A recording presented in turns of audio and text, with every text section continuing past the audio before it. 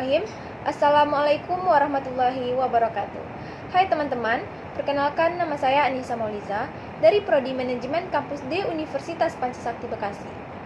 Pada kesempatan kali ini, saya akan menjelaskan materi hak dan kewajiban pada mata kuliah Pendidikan Kewarganegaraan guna untuk memenuhi nilai ujian tengah semester dengan dosen pembimbing Ibu Tin Hartini MPD.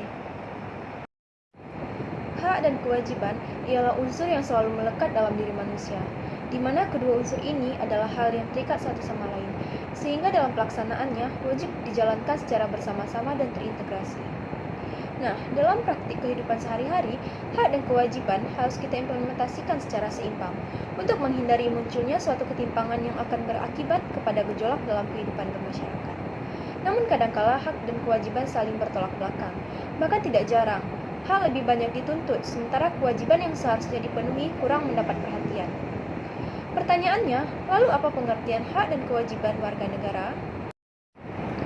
Hak merupakan segala sesuatu yang harus diterima oleh setiap orang sebagai anggota warga negara sejak ia masih di dalam kandungan.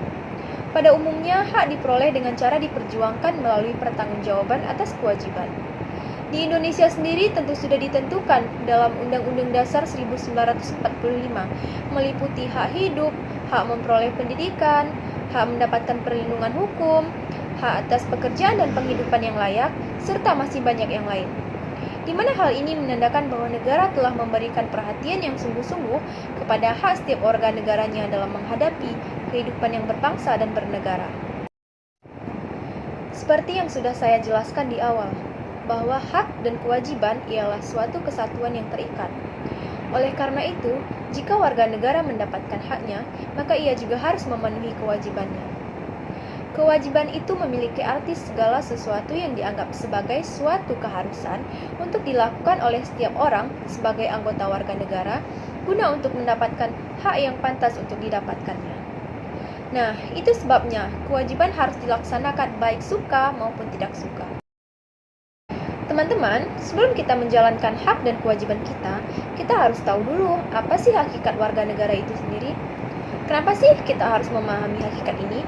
Nah, kita perlu memahami hakikat ini karena sangat berkaitan dengan hak yang diberikan negara kepada warga negaranya dan kewajiban warga negara terhadap negaranya. Hakikat warga negara diatur dalam Undang-Undang Dasar 1945, Pasal 26 ayat 1, ayat 2, dan ayat 3. Di mana dalam pasal tersebut telah diungkap bahwa pada hakikatnya warga negara Indonesia adalah orang bangsa Indonesia asli dan orang bangsa lain yang disahkan dengan undang-undang sebagai warga negara. Lalu, apa saja contoh hak dan kewajiban warga negara tersebut?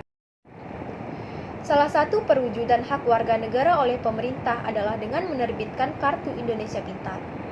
Kartu ini merupakan salah satu bentuk tindakan pemerintah untuk menjalankan amanat konstitusi yang menjamin setiap warga negara untuk mendapatkan haknya di bidang pendidikan.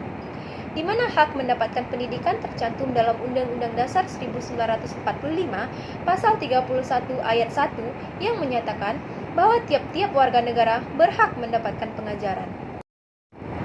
Bukan hanya haknya saja, warga negara juga harus menjalankan kewajiban. Karena memang kedua hal ini harus dijalankan secara seimbang. Nah, salah satu contoh kewajiban warga negara adalah membayar pajak. Dengan membayar pajak, kita dapat membuat pendapatan negara akan lebih meningkat, sehingga mendorong pembangunan nasional termasuk pemenuhan pendidikan bagi negara itu sendiri. Apabila masyarakat tidak memenuhi kewajibannya, maka akan terjadi kesenjangan kesejahteraan karena pembangunan yang tidak merata, dan lain sebagainya. Mungkin hanya sekian penjelasan materi hak dan kewajiban warga negara dari saya. Semoga kita semua dapat menjalankan hak dan kewajiban sebagai warga negara sebagaimana mestinya. Sampai bertemu di lain waktu. Wabillahi taufiq wal hidayah. Wassalamualaikum warahmatullahi wabarakatuh.